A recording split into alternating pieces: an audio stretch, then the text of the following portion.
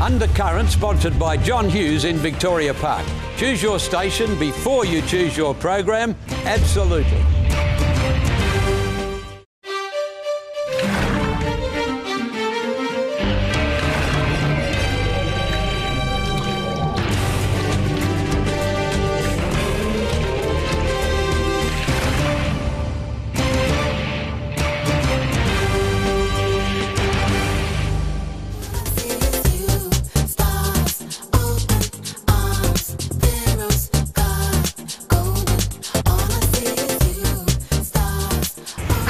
And welcome to another episode of Undercurrent. Hope you've had a truly wonderful week. I'm Christy Molliker. Well, first up on tonight's show, a story full of extraordinary good news. This week, Coles launched a brand new initiative here in Western Australia, where it plans to donate its surplus food to charities around our fair state. Sarah Miller reports. We're at the launch celebrating the 100th Coles store to join the community initiative, which benefits many non-for-profit organisations such as the Shopfront. In Coles for the last year and a half, we've been working with Second Bite on this fresh food donation program, but today marks our 100th store, which is Subiaco's store in WA. Approximately how much food is being donated at the moment, and how many meals does this equate to? In WA alone, we think within the next year we will donate enough food to provide 1 million meals. So Second Bite, we're a not-for-profit organisation, and we source fresh, nutritious food that would otherwise go to waste. It would otherwise go in the bin, and we ensure that that food gets to people in need. In a recent report from WA's Council for Social Services, it's estimated that 25% of low-income households struggle to put food on the table. They are under extreme housing stress. So this means food insecurity actually happens around Australia. So we ensure that we give it to organisations like Salvation Army, St Vincent de Paul, and great organisations like the Shopfront here in Perth, and they're supporting their local community. The Shopfront essentially is a place of support and friendship. A very important aspect of the Shopfront is the relationships. So we try to get to know people by name, and so we build up sort of a relationship with the people who come here regularly. Our focus is on rescuing fresh, nutritious food for the community. So we're very different to Food Bank in that we don't actually deal with non-perishable packaged food items. And we're very excited about this new Coles food rescue program and actually getting as much nutritious food out there to the community as we can. Food Bank is been set up as a non-for-profit organisation, and we're on distributing food to the needy. So this opportunity with Coles has just come at a really good time. What benefits have you seen from this program? I suppose it's the better selection of products and a better range that we previously haven't had. So, giving someone fresh food can be a good addition to a food item to add with pasta or, potatoes or whatever it happens to be, a bit of protein in there. But add the fresh food gives it that complete meal. What made Coles actually want to get on board with this great cause? Our team members actually asked for some kind of donation program. It so happened at the time that I met people like Ian Carson and Zoe from Second Bite, and they're such a great organisation, and they've got on-the-ground knowledge of how to make this work and make sure the food goes to the people who need it most. So I'm a big fan of Second Bite, and our team members are as well. So actually we're working extremely well together. Second Bite started in Melbourne, and we're now operating around Victoria, Tasmania, Queensland, and with this Coles Community Food with Second Bite, we're operating nationally. So we're absolutely committed to ensuring that that great quality fresh surplus food goes to people in need, and that means that we support charities who are supporting homeless people, families who are doing it tough. To have fresh fruit and vegetables is just wonderful for families, I think, and people who are in need. Our immediate goal is to reach our 30,000 meals per month food rescue. Outside of that, we're not here to build this massive empire. I think we just really want to rescue as much food in the community which is going to landfill and being wasted. We're really thrilled to be partnering with the local organisations here and providing close to 1 million meals over the next 2 years to Western Australians doing it tough. I think business has a responsibility to do whatever they can do in the community. For us, it's about serving our community and jobs and everything else, but this is just another way. And and I think anything like this is particularly worthwhile. Thanks to Coles, many disadvantaged people all over the country now have access to a range of fresh food. I'm Sarah Miller, reporting for Undercurrent. Well, next up, Morgan Peterson investigates overcrowding in our prisons here in Western Australia.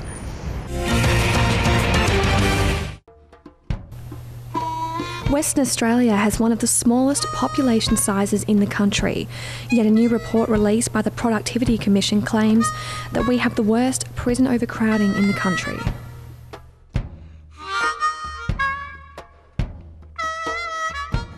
Well, look, we've been aware that prison overcrowding has been a major issue for workers in the prison system and in the whole of the Department of Corrective Services. We were alarmed, I guess, at the extent when you compare it with other states. When the Productivity Commission released its report, it certainly meant that we thought there should be some attention on this issue. It really does need to be addressed. The prison overcrowding just can't continue. The report indicates that Western Australia is over 35% of its prison capacity, with Acacia Prison in Perth's east holding 1,000 inmates, in a prison designed to only hold a maximum of 750. What we've found now is that 90% of that is currently double bunking. They're not cells designed for more than one prisoner, and double bunking has some serious problems associated with prisoner behaviour, with managing prisons and with staffing. Well, the real issue is that people haven't been able to take part in the programs that are offered for rehabilitation. So one of the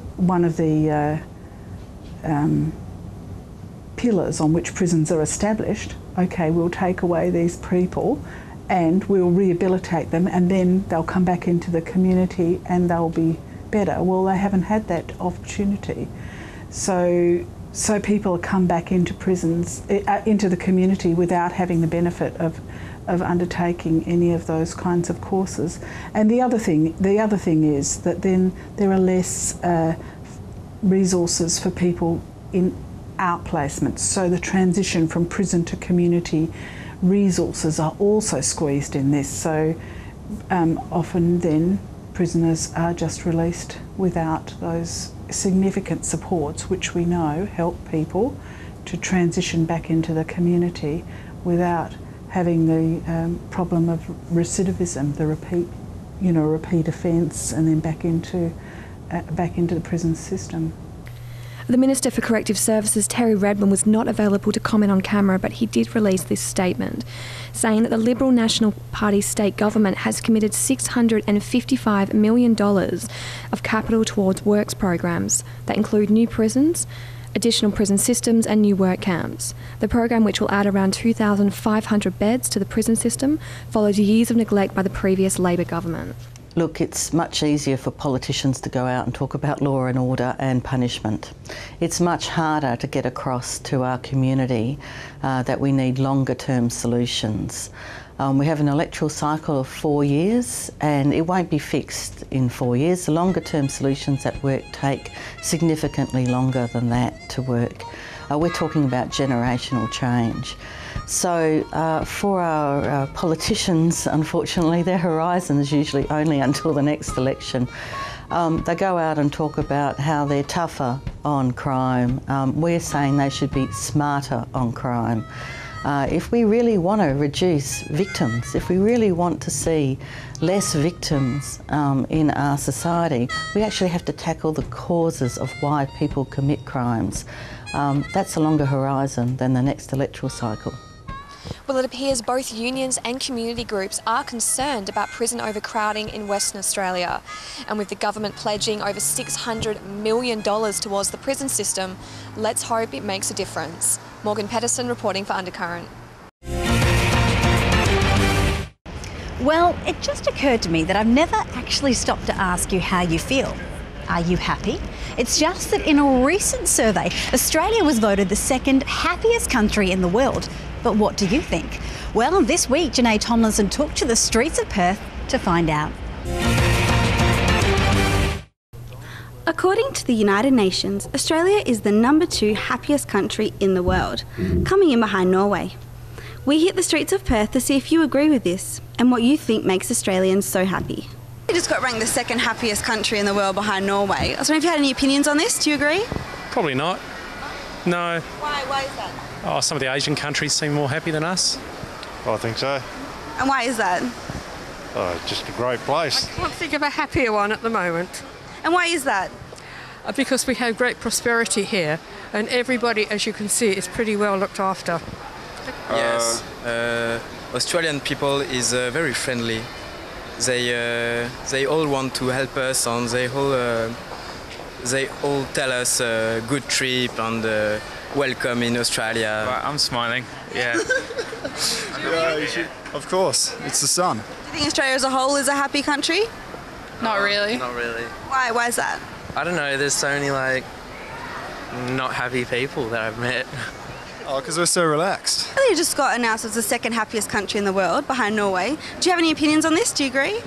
I guess Australians pretty happy. Yeah. I've never been to Norway, so I couldn't comment, to be lying to you. Yeah. Wouldn't have a clue. No, economic situation must be better in Norway than everywhere else. It is a very happy country, yes. Norway got #1. Do you think there'd be any reason they would beat us? Probably more money. So do you think we've got a very high standard of living? Do you think that can contribute to the happiness, or it's not really? No. So why is that?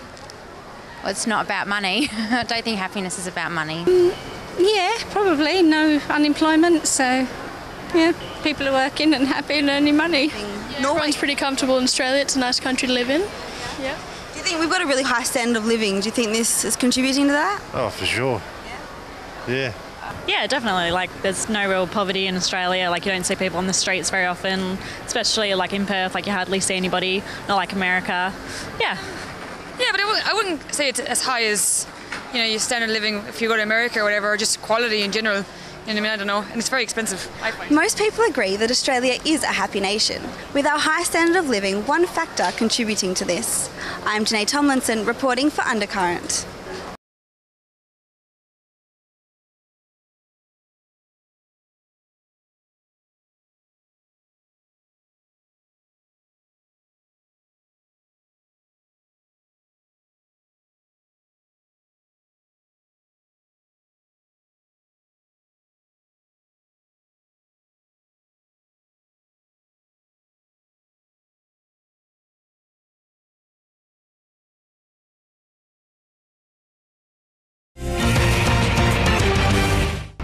And don't forget, if you would like to voice your opinion on the things going on here in our fair city of Perth, then you can find us in the city around about lunchtimes on Tuesdays. I'm Christy Mollica, and I'll see you on the other side of the break here on Undercurrent. Undercurrent, sponsored by John Hughes in Victoria Park. Choose your station before you choose your program. Absolutely.